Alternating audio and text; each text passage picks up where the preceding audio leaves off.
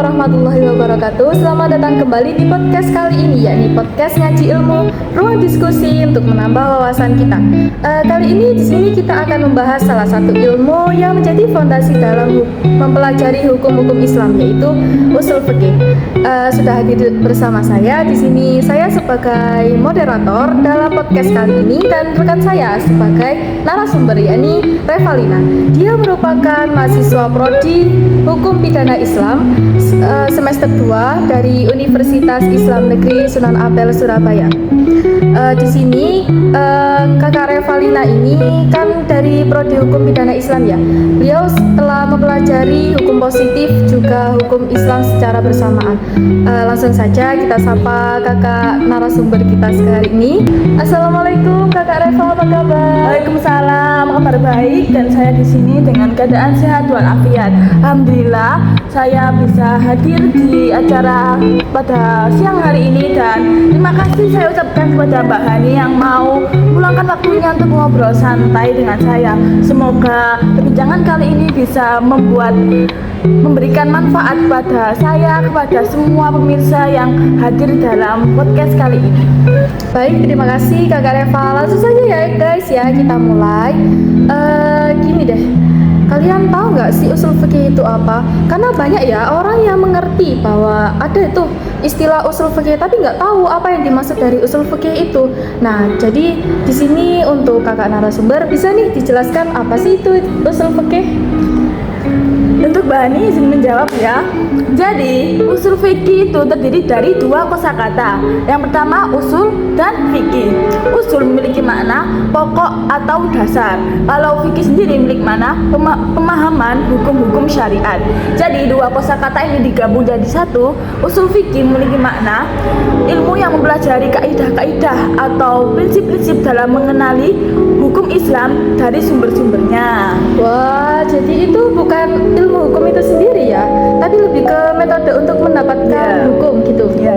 Oh. Kalau fikih itu hasilnya.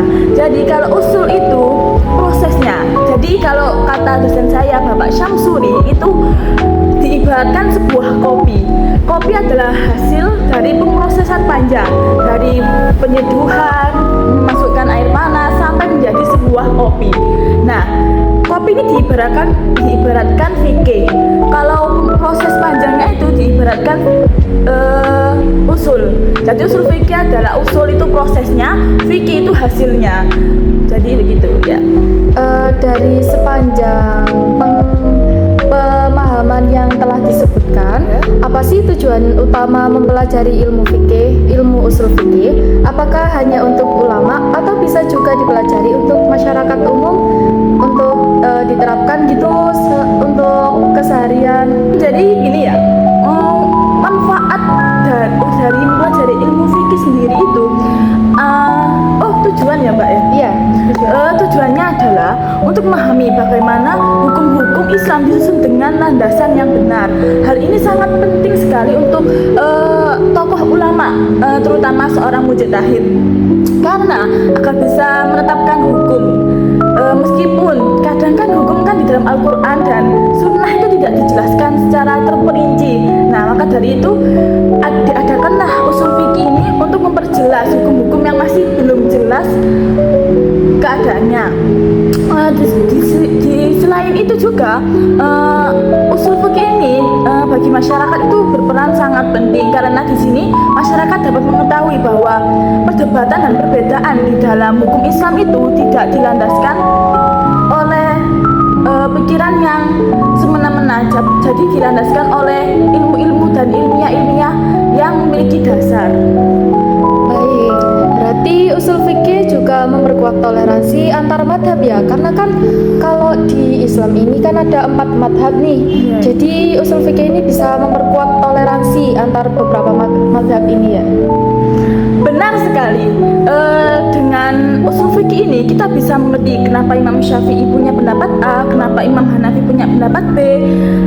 Sebenarnya dua-dua pendapat itu benar, dilihat dari segi pendekatannya ya.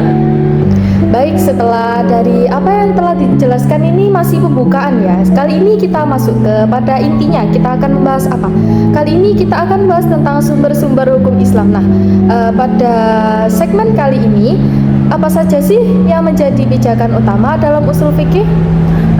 Pijakan utama dalam usul fikih itu ini yang sangat wajib diketahui ya, karena kita sebagai umat muslim itu juga harus memahami bagaimana hukum itu bisa dibuat dan proses-prosesnya. Yang pertama yang pasti Al-Quran, dan itu mungkin diketahui oleh kita semua. Yang kedua itu sunnah. Nah, untuk menyempurnakan hukum-hukum yang telah dijelaskan oleh Al-Quran dan sunnah ini, kita juga ada sumber atau dasar hukum yang ulama lakukan. Yang ketiga ini ada ijma, dan yang keempat ini qiyas. Selain itu ada juga tambahan yang diperdebatkan seperti istihsan, maslahah mursalah, urf dan sad dzari'ah, tapi itu sering digunakan di kalangan tertentu seperti ulama Maliki atau Hanafi. Wah, ternyata sumber hukum Islam itu nggak cuma satu ya, ada 4 ya tadi Iya, Mbak, ya? ada 4. Bisa dijelaskan nih satu-satu secara singkat aja, nggak apa-apa kok. Yang penting memahamkan untuk audiens. Ya baik, jadi gini ya, Al-Quran itu hukum yang disebutkan secara langsung seperti adanya perintah sholat, puasa, zakat, haji, kan itu sudah jelas disebutkan dalam Al-Quran. Yang kedua ada as-sunnah atau hadis Nabi.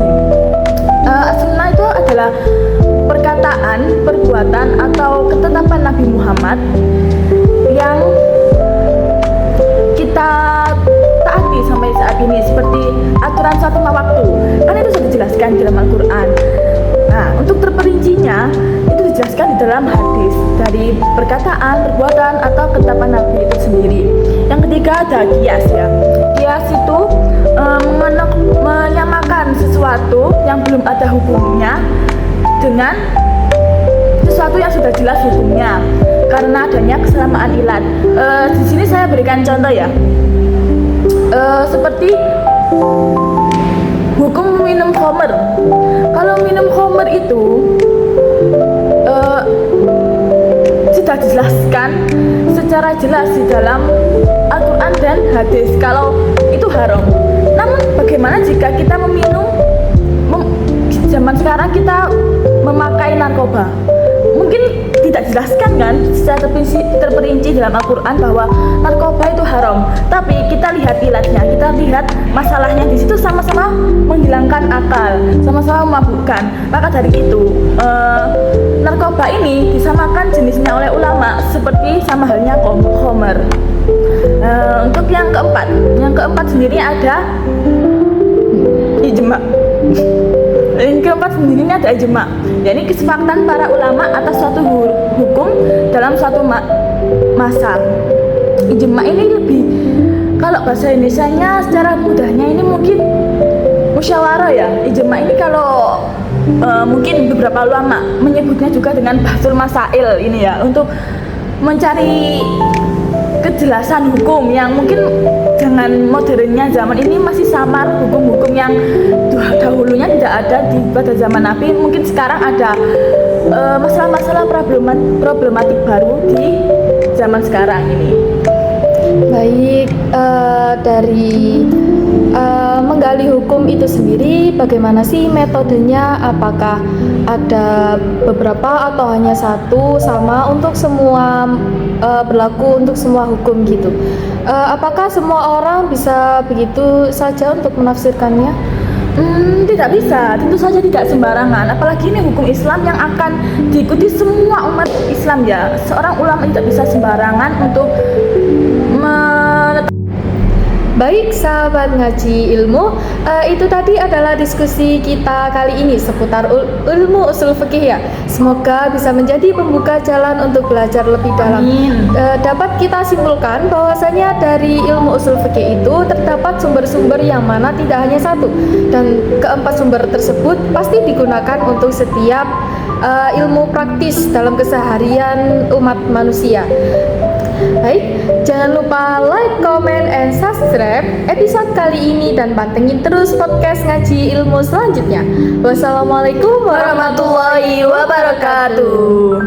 Dadah.